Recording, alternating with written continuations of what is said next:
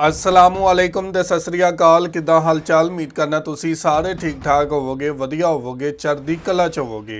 अज गल करांगे कि नरेंद्र मोदी ने सिखां नूं लैके एक बयान दिता है, जिस तो बाद सिख नरेंद्र मोदी ते यकीन नहीं कर रहे, क्योंकि नरेंद्र मोदी सिखां दे बारे बहुत ज़्यादा प्यार ते मुहब्बत वालियां गल्लां करदा है, लेकिन अमल नहीं करता। उस तो बाद सिखां दे नाल जो सलूक किया जाता वो सब दे सामने आ। भारत दे विच किसानां नूं दिल्ली नहीं आन दिता जाता, सिखां दे नाल जो सलूक किया जाता वो सब नूं पता है। पहले वीडियो देख लेने आ कि नरेंद्र मोदी ने सिखां दे बारे की गलबात की है। चलने आ वीडियो की तरफ, फिर करने आ गलबात। जो बोले सो निहाल। हरियाणा के गवर्नर असीम घोष जी, लोकप्रिय मुख्यमंत्री नायब सिंह सैनी जी, केंद्रीय मंत्रिमंडल के मेरे सहयोगी मनोहर लाल जी, राव इंद्रजीत सिंह जी, कृष्णपाल जी, हरियाणा एसजीपीसी के अध्यक्ष जगदीश सिंह जिंडा जी, अन्य महानुभाव, देवी और सज्जनों, आज का दिन भारत की विरासत का अद्भुत संगम बनकर आया है। आज सुबह मैं रामायण की नगरी अयोध्या में था और अब मैं यहां गीता की नगरी कुरुक्षेत्र में हूं। यहां हम सभी श्री गुरु तेग बहादुर जी के 350वें बलिदान दिवस पर उन्हें नमन कर रहे हैं। इस आयोजन में हमारे बीच जो संत मौजूद हैं, जो सम्मानित संगत उपस्थित है, मैं आप सभी को श्रद्धापूर्वक नमन करता हूं। साथियों, 5-6 साल पहले एक और अद्भुत संयोग बना था, मैं उसका जिक्र भी जरूर करना चाहता हूं। साल 2019 में 9 नवंबर को जब राम मंदिर पर सर्वोच्च न्यायालय का निर्णय आया था, तो उस दिन मैं करतारपुर कॉरिडोर के उद्घाटन के लिए डेरा बाबा नानक में था। मैं यही प्रार्थना कर रहा था कि राम मंदिर निर्माण का मार्ग प्रशस्त हो, करोड़ों राम भक्तों की आकांक्षा पूरी हो। और हम सभी की प्रार्थना पूरी हुई। उसी दिन राम मंदिर के पक्ष में निर्णय आया। अब आज अयोध्या में जब धर्म ध्वजा की स्थापना हुई है, तो फिर मुझे सिख संगत से आशीर्वाद लेने का मौका मिला है। साथियों, अभी कुछ देर पहले कुरुक्षेत्र की भूमि पर पांचजन्य स्मारक का लोकार्पण भी हुआ है। कुरुक्षेत्र की इसी धरती पर खड़े होकर भगवान श्री कृष्ण ने सत्य और न्याय की रक्षा के उसे सबसे बड़ा धर्म बताया था। उन्होंने कहा था, स्वधर्मे निधनम श्रेय, अर्थात सत्य के मार्ग पर अपने धर्म के लिए प्राण देना भी श्रेष्ठ है।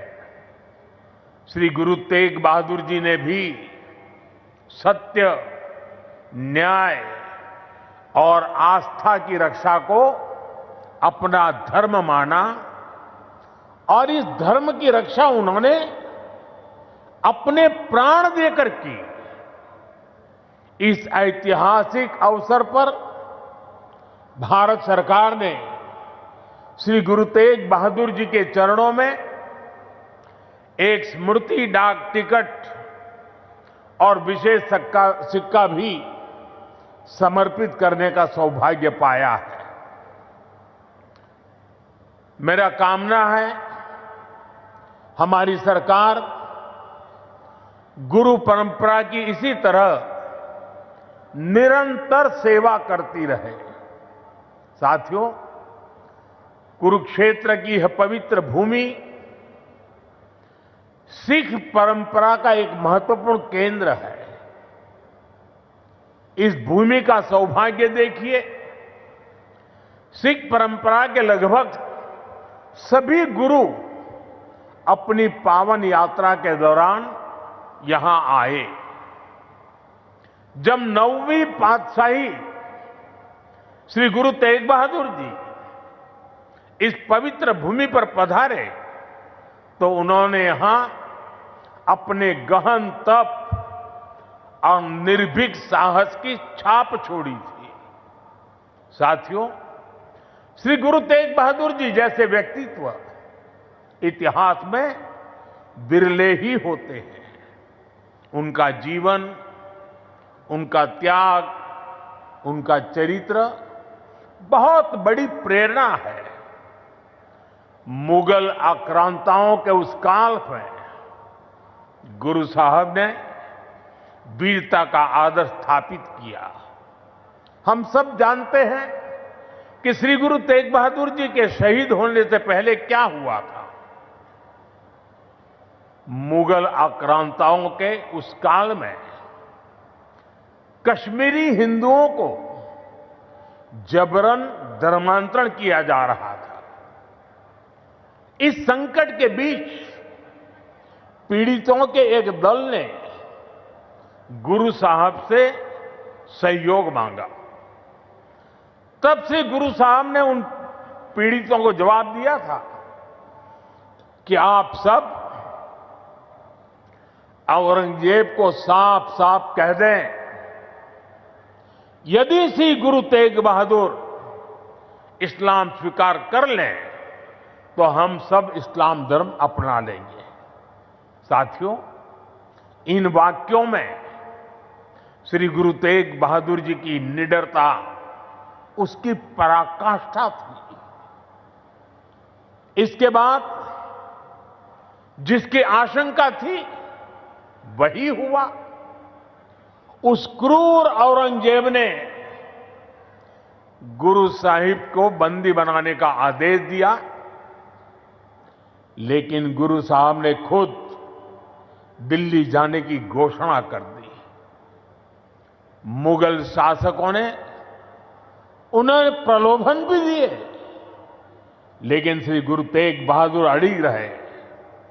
उन्होंने धर्म और सिद्धांतों से समझौता नहीं किया और इसलिए उनका मन तोड़ने के लिए गुरु साहब को पथ से डिगाने के लिए उनके सामने उनके 3 साथियों, भाई दयाला जी, भाई सतीदास जी, भाई मतीदास जी की निर्ममता से हत्या की गई। लेकिन गुरु साहब अटल रहे, उनका संकल्प अटल रहा। उन्होंने धर्म का रास्ता नहीं छोड़ा। तब की अवस्था में गुरु साहब ने अपना शीश धर्म की रक्षा को समर्पित कर दिया। साथियों, मुगल इतने पर ही नहीं रुके थे। उन्होंने गुरु महाराज के शीश को अपमानित करने का भी प्रयास किया, लेकिन भाई जेता जी ने अपने पराक्रम के बल पर उनके शीश को आनंदपुर साहब पहुंचाया। इसलिए ही श्री गुरु गोविंद सिंह जी ने लिखा है, तिलक जंजू राखा प्रभता का, तेग बहादुर सी क्रिया करी न किन्हू आन। इसका अर्थ था कि धर्म का तिलक सुरक्षित रहे, लोगों की आस्था पर अत्याचार न हो, इसके लिए गुरु साहिब ने सब कुछ न्यौछावर कर दिया। साथियों, आज गुरु साहब की इसी बलिदान भूमि के रूप में आज दिल्ली का शीशगंज गुरुद्वारा हमारी प्रेरणा का एक जीवन स्थल बनकर खड़ा है।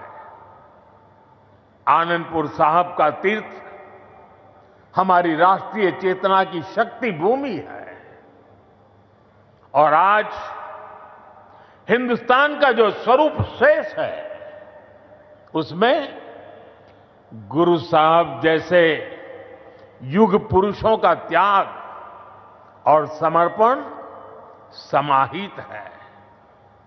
और इसी त्याग के कारण श्री गुरु तेग बहादुर साहब को हिंद दी चादर कहकर पूजा जाता है। साथियों, हमारे गुरुओं की परंपरा हमारे राष्ट्र के चरित्र, हमारी संस्कृति और हमारी मूल भावना का आधार है।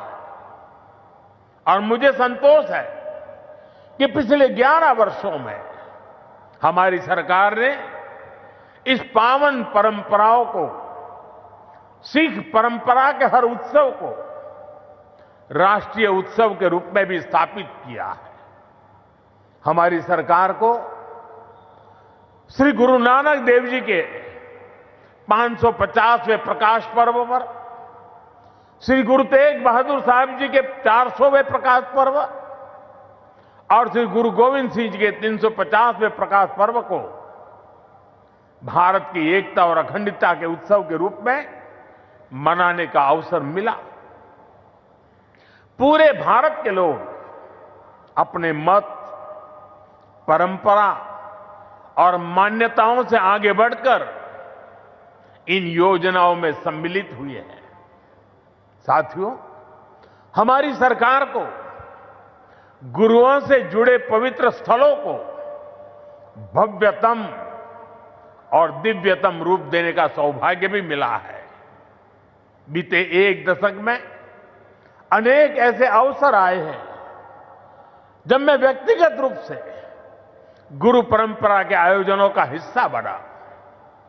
कुछ समय पहले जब अफगानिस्तान से गुरु ग्रंथ साहब के 3 मूल स्वरूप भारत आए थे तो यह हर देशवासी के लिए गौरव का क्षण बना था। साथियों, हमारी सरकार ने गुरुओं के हर तीर्थ को आधुनिक भारत के स्वरूप से जोड़ने का प्रयास किया है। करतारपुर कॉरिडोर का काम पूरा करना हो, हेमकुंड साहिब में रोपवे प्रोजेक्ट के निर्माण करना हो, आनंदपुर साहब में विरासत-ए खालसा संग्रहालय का विस्तार हो, हमने गुरुजनों की गौरवशाली परंपरा को अपना आदर्श मानकर इन सारे कामों को पूरी श्रद्धा से पूरा करने का प्रयास किया है। साथियों, हम सभी जानते हैं कि कैसे मुगलों ने वीर साहिबजादों के साथ भी क्रूरता की सारी सीमाएं पार कर दी थी। वीर साहिबजादों ने उनको दीवार में चुना जाना स्वीकार किया, लेकिन अपने कर्तव्य और धर्म का मार्ग नहीं छोड़ा। इन्हीं आदर्शों के सम्मान के लिए अब हम हर साल 26 दिसंबर को वीर बाल दिवस मनाते हैं। साथियों, हमने सिख परंपरा के इतिहास और गुरुओं की शिक्षाओं को राष्ट्रीय पाठ्यक्रम का हिस्सा भी बनाया है ताकि सेवा, साहस और सत्य के ये आदर्श हमारी नई पीढ़ी की सोच का आधार बने। साथियों, मुझे विश्वास है कि आप सभी ने जोड़ा साहिब के पवित्र दर्शन जरूर किए होंगे। मुझे याद है जब पहली बार मेरे मंत्रिमंडल के सहयोगी हरदीप सिंह पुरी जी ने मुझसे इन महत्वपूर्ण धरोहरों के बारे में चर्चा की थी। उन्होंने बताया था कि उनके परिवार ने गुरु गोविंद सिंह जी और माता साहिब कौर जी का पवित्र जोड़ा साहब करीब 300 वर्षों से सहेज कर रखा है और अब वो इस पवित्र धरोहर को देश दुनिया की सिख संगत को समर्पित करना चाहते हैं। साथियों, इसके बाद इन पवित्र जोड़ा साहिब को पूरे सम्मान और मर्यादा के साथ वैज्ञानिक परीक्षण कराया गया ताकि ये पवित्र धरोहर आने वाली पीढ़ियों के लिए संरक्षित हो सके। सभी तथ्यों को देखते हुए हमने यह सामूहिक निर्णय लिया कि इन पवित्र जोड़ा साहिब को तख्त श्री पटना साहिब को समर्पित किया जाएगा, जहां गुरु महाराज ने अपने बाल्यकाल का एक लंबा समय बिताया था। पिछले महीने एक पावन यात्रा के रूप में गुरु महाराज के ये पावन जोड़ा साहिब दिल्ली से पटना साहिब ले जाए गए और वहां मुझे भी इन पवित्र जोड़ा साहिब के सामने अपना शीश नवाने का अवसर मिला। मैं इसे गुरुओं की विशेष कृपा मानता हूं कि उन्होंने मुझे इस सेवा का, इस समर्पण का और इस पवित्र धरोहर से जुड़ने का अवसर दिया। साथियों, गुरु तेग बहादुर साहब जी की स्मृति हमें यह सिखाती है कि भारत की संस्कृति कितनी व्यापक, कितनी उदार और कितनी मानवता केंद्रित रही है। उन्होंने सर्वत का भला का मंत्र अपने जीवन से सिद्ध किया। आज का यह आयोजन सिर्फ इन स्मृतियों और सीखों के सम्मान का क्षण नहीं है, यह हमारे वर्तमान और भविष्य के लिए एक महत्वपूर्ण प्रेरणा भी है। गुरु साहब ने सिखाया है, जो नर दुख में दुख नहीं माने सो ही पूर्ण ज्ञानी, यानी जो विपरीत परिस्थितियों में भी अड़िग रहता है वही सच्चा ज्ञानी है, वही सच्चा साधक है।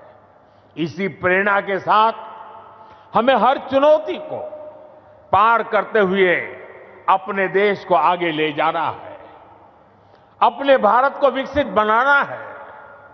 साथियों, गुरु साहब ने ही हमें सिखाया है, भय काहू को देत न भय मानत आन, यानी हम न किसी को डराएं और न किसी से डरकर जिए।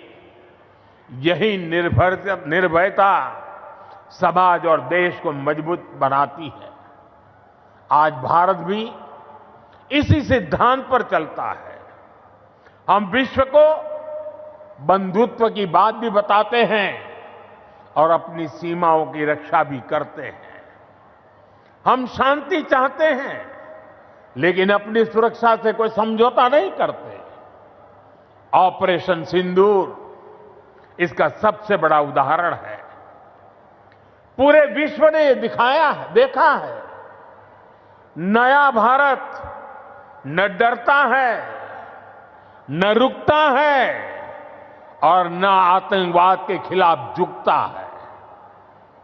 आज का भारत साहस और स्पष्टता के साथ पूरी शक्ति से आगे बढ़ रहा है। साथियों, आज इस अहम अवसर पर मैं हमारे समाज से, युवाओं से जुड़े एक ऐसे विषय पर भी बात करना चाहता हूं जिसकी चिंता गुरु साहब ने भी की थी। ये विषय नशे का है, ड्रग्स का है। नशे की आदत ने हमारे अनेक नौजवानों के सपनों को गहरी चुनौतियों में धकेल दिया है। सरकार इस समस्या को जड़ से समाप्त करने के लिए सारे प्रयास भी कर रही है, लेकिन यह समाज की, परिवार की भी लड़ाई है। और ऐसे समय में श्री गुरु तेग बहादुर साहब की शिक्षा हमारे लिए प्रेरणा भी है और समाधान भी है। हम सब जानते हैं कि जब गुरु साहब ने आनंदपुर साहब से अपनी यात्रा प्रारंभ की तो उन्होंने अनेकों गांवों में संगत को अपने साथ जोड़ा। उन्होंने ना सिर्फ उनकी श्रद्धा और आस्था का विस्तार किया, बल्कि इन क्षेत्रों में रहने वाले समाज का आचरण भी बदला। इन गांवों में रहने वाले लोगों ने हर तरह के नशे की खेती छोड़ी और गुरु साहब के चरणों में अपना भविष्य समर्पित किया। गुरु महाराज के दिखाए इसी मार्ग पर चलते हुए यदि समाज, परिवार और युवा मिलकर नशे के खिलाफ निर्णायक लड़ाई लड़ने का काम करें तो ये समस्या जड़ से समाप्त हो सकती है। साथियों, श्री गुरु तेग बहादुर साहब की शिक्षाएं हमारे आचरण में शांति, हमारी नीतियों में संतुलन और हमारे समाज में विश्वास का आधार बने, यही इस अवसर का सार है। आज जिस तरह से पूरे देश में श्री गुरु तेग बहादुर का ये शहीदी दिवस मनाया जा रहा है, वो ये बताता है कि गुरुओं की सीख आज भी हमारे समाज की चेतना में कितनी जीवंत है। इसी भावना के साथ की ये सारे आयोजन भारत को आगे ले चलने में हमारी युवा पीढ़ी की सार्थक प्रेरणा बने। एक बार फिर आप सभी को मेरी अनेक अनेक शुभकामनाएं हैं। वाहेगुरु जी का खालसा, ਵਾਹਿਗੁਰੂ ਜੀ ਕੀ ਫਤਿਹ। ਤੇ ਐ ਸੀ ਜੀ ਅੱਜ ਦੀ ਵੀਡੀਓ। ਤੁਸੀਂ ਦੇਖਿਆ ਕਿ ਨਰਿੰਦਰ ਮੋਦੀ ਸਿੱਖਾਂ ਦੇ ਬਾਰੇ, ਸਿੱਖ ਗੁਰੂਆਂ ਦੇ ਬਾਰੇ ਬਹੁਤ ਵੱਡੀਆਂ ਗੱਲਾਂ ਕਰ ਰਿਹਾ ਹੈ, ਲੇਕਿਨ ਨਰਿੰਦਰ ਮੋਦੀ ਨੇ ਕਦੀ ਵੀ ਇਹਨਾਂ ਨੂੰ ਪੂਰਾ ਨਹੀਂ ਕੀਤਾ। ਨਰਿੰਦਰ ਮੋਦੀ ਨੇ ਪੰਜਾਬ ਦੇ ਨਾਲ ਜੋ ਸਲੂਕ ਕੀਤਾ ਹੈ ਉਹ ਸਭ ਨੂੰ ਪਤਾ ਹੈ। ਪੰਜਾਬ ਦੇ ਨੌਜਵਾਨਾਂ ਨੂੰ ਜੇਲ੍ਹਾਂ 'ਚ ਬੰਦ ਕੀਤਾ, ਬੰਦੀ ਸਿੰਘਾਂ ਨੂੰ ਜੇਲ੍ਹਾਂ 'ਚ ਬੰਦ ਕੀਤਾ, ਪੰਜਾਬ ਦੀ ਨੌਜਵਾਨ ਲੀਡਰਸ਼ਿਪ ਨੂੰ ਜੇਲ੍ਹਾਂ 'ਚ ਬੰਦ ਕੀਤਾ, ਪੰਜਾਬ ਦੇ ਨੌਜਵਾਨਾਂ ਨੂੰ ਚਿੱਟੇ ਤੇ ਲਾਤਾ ਤਾਂ ਕਿ ਪੰਜਾਬ ਦੇ ਵਿੱਚ ਕੋਈ ਐਸਾ ਲੀਡਰ ਪੈਦਾ ਨਾ ਹੋ ਸਕੇ ਜਿਹੜਾ ਪੰਜਾਬ ਦੀ ਗੱਲ ਕਰੇ। ਤੇ ਪੰਜਾਬ ਦੇ ਵਿੱਚ ਜਿਸ ਬੰਦੇ ਦੀ ਹਕੂਮਤ ਹੈ, ਜਿਹੜਾ ਸੀਐਮ ਪੰਜਾਬ ਹੈ, ਉਹਨੂੰ ਤੁਸੀਂ ਬਹੁਤ ਚੰਗੀ ਤਰ੍ਹਾਂ ਜਾਣਦੇ ਹੋ। ਇੱਕ ਟਾਈਮ ਦੇ ਵਿੱਚ ਟੀਵੀ ਉੱਤੇ ਲੋਕਾਂ ਨੂੰ ਹਸਾਉਣ ਦਾ ਕੰਮ ਕਰਦਾ ਸੀ, ਅੱਜ ਪੰਜਾਬ ਦੇ ਅੰਦਰ ਉਹਦੀ ਹਕੂਮਤ ਹੈ। ਤੇ ਦੂਜੇ ਪਾਸੇ ਭਾਰਤ ਦੇ ਵਿੱਚ ਜਿਹੜੇ ਕਿਸਾਨ ਨੇ, ਜਿਹੜੇ ਪੰਜਾਬ ਦੇ ਕਿਸਾਨ ਨੇ, ਉਹ ਦਿੱਲੀ ਨਹੀਂ ਜਾ ਸਕਦੇ। ਇਹ ਸਲੂਕ ਹੈ ਪੰਜਾਬ ਦੇ ਨਾਲ ਨਰਿੰਦਰ ਮੋਦੀ ਦਾ। ਤੇ ਦੂਜੇ ਪਾਸੇ ਬਿਆਨ ਕੀ ਦਿੰਦਾ ਹੈ ਕਿ ਜਿਹੜਾ ਕਰਤਾਰਪੁਰ ਵਾਲਾ ਲਾਂਘਾ ਖੁੱਲਿਆ ਹੈ, ਮੈਂ ਉੱਥੇ ਜਾ ਕੇ ਅਰਦਾਸ ਕੀਤੀ ਸੀ ਕਿ ਰਾਮ ਮੰਦਰ ਬਣ ਜਾਏ, ਤੇ ਰਾਮ ਮੰਦਰ ਬਣ ਗਿਆ। ਤੇ ਹੁਣ ਉਹ ਕੀ ਕਹਿੰਦਾ ਕਿ ਮੇਰੀ ਜਿਹੜੀ ਵੀ ਅਰਦਾਸ ਹੈ ਉਹ ਸਿੱਖ ਗੁਰੂਆਂ ਦੇ ਅੱਗੇ ਹੁੰਦੀ ਹੈ ਤੇ ਉਹ ਪੂਰੀ ਹੋ ਜਾਂਦੀ ਹੈ। ਤੇ ਸਿੱਖਾਂ ਦਾ ਕਹਿਣਾ ਹੈ ਕਿ ਜੋ ਸਲੂਕ ਤੂੰ ਸਿੱਖ ਕੌਮ ਦੇ ਨਾਲ ਕਰ ਰਿਹਾ ਹੈ, ਜੋ ਸਲੂਕ ਤੂੰ ਪੰਜਾਬ ਦੇ ਨਾਲ ਕਰ ਰਿਹਾ ਹੈ, ਇਹ ਸਦੀਆਂ ਤੱਕ ਯਾਦ ਰੱਖਿਆ ਜਾਏਗਾ। ਜਿਸ ਤਰੀਕੇ ਦੇ ਨਾਲ ਔਰੰਗਜ਼ੇਬ ਦੇ ਜ਼ੁਲਮ ਯਾਦ ਰੱਖੇ ਜਾਂਦੇ ਨੇ, ਉਸੇ ਤਰੀਕੇ ਦੇ ਨਾਲ ਨਰਿੰਦਰ ਮੋਦੀ ਦਾ ਜ਼ੁਲਮ ਜਿਹੜਾ ਪੰਜਾਬ ਉੱਤੇ ਸੀ, ਇਹ ਵੀ ਯਾਦ ਰੱਖਿਆ ਜਾਏਗਾ। ਤੇ ਇਹ ਸੀ ਜੀ ਅੱਜ ਦੀ ਵੀਡੀਓ। ਤੁਸੀਂ ਇਸ ਵੀਡੀਓ ਬਾਰੇ ਕੀ ਕਹਿਣਾ ਚਾਹੁੰਦੇ ਹੋ ਜ਼ਰੂਰ ਕਮੈਂਟ ਕਰਕੇ ਦੱਸਿਆ ਜੇ। ਬਹੁਤ ਸ਼ੁਕਰੀਆ।